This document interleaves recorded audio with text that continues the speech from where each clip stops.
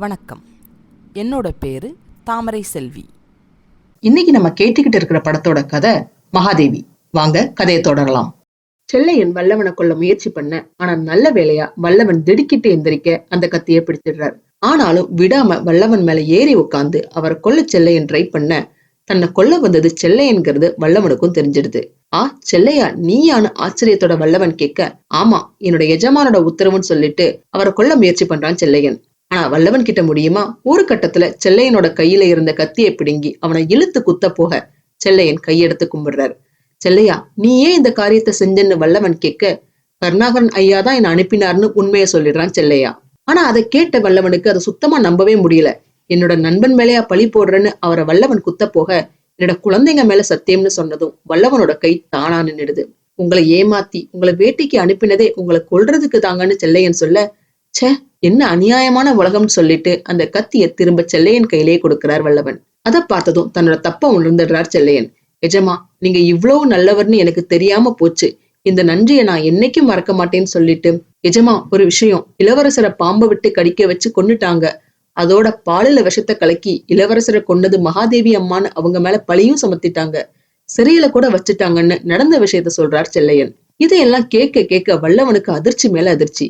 அதை கேட்டது ஒரு கணம் கூட வேஸ்ட் பண்ணாம உடனே அரண்மனைக்கு கிளம்புறார் வல்லவன். கூண்டுக்குள்ள இருக்கிற கிளிய பாத்துக்கிட்டு இருக்கிற கருணாகரன் கிட்ட அடிச்சு பிடிச்சு ஓடி வர்றார் மாரியப்பன். அவரோட அவசரத்தை பார்த்து, மாரியப்பா என்னாச்சு சொல்லுன்னு கருணாகரன் கேட்க, வல்லவன் வந்துகிட்டு இருக்காருன்னு மாரியப்பன் சொல்ல, உயிரோட வான்னு கருணாகரன் கேட்க, பின்ன செத்தா வருவான்னு மாரியப்பன் திரும்ப கேட்க, முட்டாள்னு அவர் திட்டிட்டு அவசரமா அவரோட வீரர்கள் கிட்ட, வல்லவன் வரப்போறான், குறி வைக்கிறதுக்கு முன்னாடியே பட்சி வருதுன்னு சொல்லி ஆணையிட வீரர்கள் வல்லவனை பிடிக்கிறதுக்காக அங்கே மறைஞ்சு நிக்கிறாங்க. புயல் மாதிரி உள்ள வர வல்லவனோட கவனம் ஒரு முறை அந்த அறையை சுத்தி நோட்ட விடுது. வா வல்லவான் ரொம்ப நல்லவர் மாதிரி கருணாகரன் வரவேற்கிறார். வல்லவன் எதுவும் கேட்கறதுக்கு முன்னாடியே, உனக்கு விஷயம் தெரியுமான்னு கருணாகரன் கேட்க, தெரியும்னு பதில் சொல்லிட்டு, இளவரசர் எங்க, மகாதேவி எங்கன்னு ஆக்ரோஷத்தோட கேட்கிறார் வல்லவன். பாத்தியா இந்த கேள்வியை நீ என்கிட்ட கேட்பன்னு தான் மகாதேவிய சிறையிலையும் இளவரசர் உடலை வைத்தியர் பாதுகாப்புலையும் பத்திரமா வச்சிருக்கேன். கொன்னவ தப்பிச்சு போயிட்டா நான் யாருக்கு பதில் சொல்றதுன்னு சாதாரணமா சொல்றார் கருணாகரன். அவதான் கொன்னான்னு உனக்கு எப்படி தெரியும்னு வல்லவன் கேட்க, கையும் களவுமா பிடிச்சேன், காவல்ல வச்சேன்னு கருணாகரன் சொல்றார். மகாதேவிய சிறையில அடைக்கிறதுக்கு உனக்கு அதிகாரம் கிடையாதுன்னு வல்லவன் சொல்ல, அதிகாரம் இருக்கிறவர் வேட்டைக்கு போயிட்டா அடுத்தபடி இருக்கிறவர் தானே கவனிக்கணும்னு சொல்றார் கருணாகரன். உடனே கோவத்தோட, நீ செஞ்சது மோச செயல்னு வல்லவன் சொல்ல, அதை கேட்டு உச்சி கொட்டிட்டு, குறையாத நீதியை மோசம்னு சொல்லும் அளவுக்கு குருடாயிடுச்சு உன்னோட கருத்து, குற்றவாளிக்கு தண்டனை, இதுதான் சோழ நாட்டு நீதினு கருணாகரன் பழிய வல்லவன் மேலேயே திருப்புறார். அவ குற்றவாளின்னு நீ எப்படி முடிவு செஞ்ச? சபை கூட்டப்பட்டதா? சான்றோர்கள் வாதித்தாங்களா?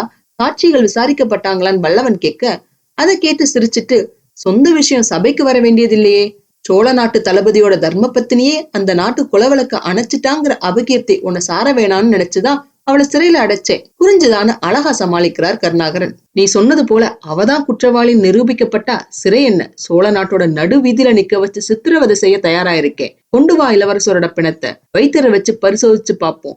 பாம்பு கடிங்கிறது உண்மைனா தண்டனை உனக்கு, விஷம் கொடுத்தது உண்மைனா தண்டனை அவளுக்கு.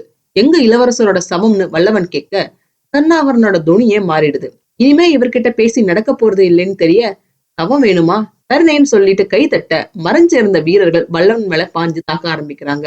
வல்லவனுக்கும் அந்த வீரர்களுக்கும் பயங்கரமா சண்டை நடக்குது. வல்லவன் அந்த மாளிகையில இருந்து தப்பிச்சு கோட்டை மேல ஏறி சண்டை போட்டுக்கிட்டே போகும்போது சுந்தரனோட உடல் இருக்கிற இடத்துக்கு போறார். சுந்தரனோட உடலை தூக்கிக்கிட்டு அங்க வர வீரர்களை அடிச்சு போட்டுட்டு தப்பிச்சு போயிடுறார் வல்லவன். அவர் விசில் அடிக்க அவரோட குதிரை அங்க வர அதுல ஏறி தப்பிச்சு போயிடுறார் வல்லவன். வீரர்கள் அவரை துரத்திக்கிட்டே போனாலும் அவரை பிடிக்க முடியல. ஆனாலும் மதில் மேல இருந்த வீரர்கள் அம்பு விட்டதுல ஒரு அம்பு அவரோட முதுகுல குத்திடுது. அந்த காயத்தோட வல்லவன் குதிரையில ஓடினாலும் வீரர்களும் விடாம துரத்துறாங்க. ஒரு கட்டத்துல வல்லவன் வீரர்களுக்கு டிமிக்கி கொடுத்துட்டு தப்பிச்சு போயிடுறாரு. அப்போ ஒரு சாமியார் குதிரையில வர வல்லவனை பார்த்து, யாரது வல்லவனா, உனக்கே இந்த நிலைமை வந்ததுன்னு அவரை காப்பாத்துறாரு. யாரு இந்த சாமியார் தெரிஞ்சுக்க அடுத்த பகுதிகளை தவறாம பாருங்க. இந்த பதிவு உங்களுக்கு பிடிச்சிருந்ததுன்னா லைக் பண்ணுங்க, ஷேர் பண்ணுங்க, சப்ஸ்கிரைப் பண்ணுங்க. நான் போடுற வீடியோஸ் உடனுக்குடன் உங்களுக்கு தெரிஞ்சுக்கிறதுக்காக நோட்டிபிகேஷன் பெல்லையும் கிளிக் பண்ணுங்க. என்னங்க கதை சுவாரஸ்யமா போயிட்டு இருக்கா? இந்த கதையை பத்தியான உங்க கருத்துக்களை தவறாம என்னோட ஷேர் பண்ணுங்க. உங்க கருத்துக்களை தெரிஞ்சுக்க நான் ஆவலா காத்திருக்கேன். மீண்டும் அடுத்த பதிவில் சந்திப்போம். நன்றி, வணக்கம்.